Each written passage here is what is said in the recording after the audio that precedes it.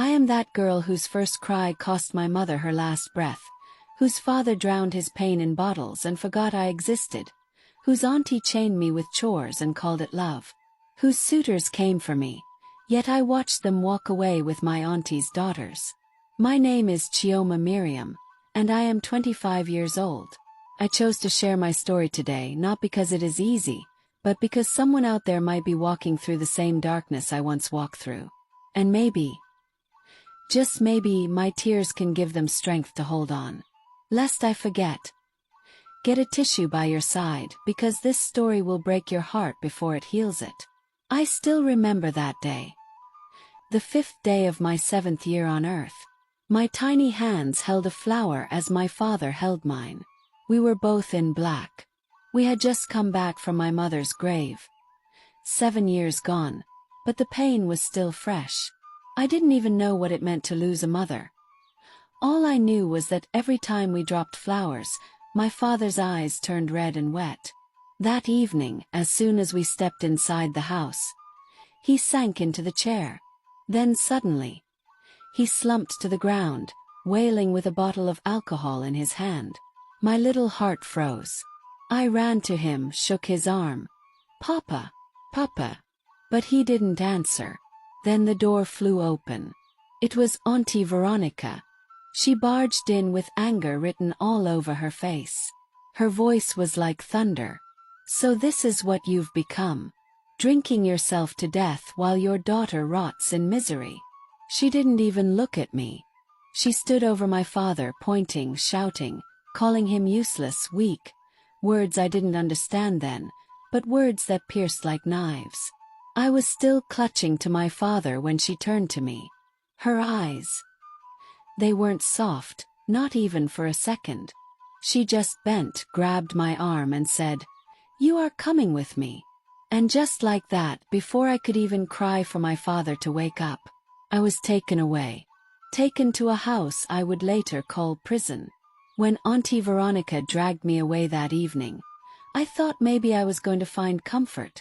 As we entered her compound, the first thing I saw were her 2 daughters Mia and Leah, twins. They were only 4, but the way they looked at me, it was not welcoming. One of them clutched her doll tighter, the other hid behind the wall and whispered, "Mama, who is she?"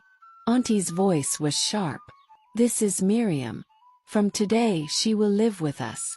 She will help in this house." Help. 7 years old. The twins didn't run to hug me. They didn't smile. Instead, one of them frowned and said, "So she will wash our plates." And the other giggled, "Good. Now we won't get to do it." Their laughter stung me more than a whip. Right there I felt it. My little heart told me, this place will not be home. Even the neighbors who sat on low stools outside stared at me with pity in their eyes. One old woman whispered to another, "That's the daughter of the late Magdalene. God help her in this woman's hand."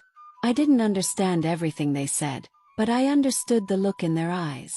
It was the same look people give to someone they already feel sorry for. That night, as I lay on a cold mat in the corner of the room, I hugged myself tight. I didn't need anyone to tell me. My life had just changed forever. And not for good. From the very first week in Auntie Veronica's house, I was no longer a child. I became her slave. Every morning before the twins even opened their eyes, she would wake me with the sharp edge of her voice. "You get up now. Fetch water before the sun rises, and stop sleeping like you have no problems to worry about. Sweep this compound. Not even your flirty footsteps should be visible. Wash those plates. Scrub the floor." Her daughters would sit on the bench, swinging their legs, eating roasted corn, while I bent my back over piles of dirty clothes. I washed till my fingers turned white, till my eyes burned from soap. I was only 7, yet I carried firewood heavier than my arms, balanced pots of water on my head, walked barefoot to the stream under the hot sun. If I spilled a drop, her cane would find my skin. Sometimes I would cry silently, asking myself, was I born only to suffer? The pain wasn't just the work. It was the words, the names she and her kids called me. Orphan girl, useless, burden, mistake. each one cut deeper than a whip. Slowly, I began to believe her. My voice disappeared. Even when I went to the stream, other girls would laugh at me. They would whisper, "That's the slave from Auntie Vero's house. See how thin she is, see how rough her clothes are." I would hear them, but I couldn't talk back. My lips stayed shut, my eyes stayed down. I thought I didn't deserve to defend myself. That's how low I sank. My self-worth died before I even knew what it meant to have one. At night, when her daughter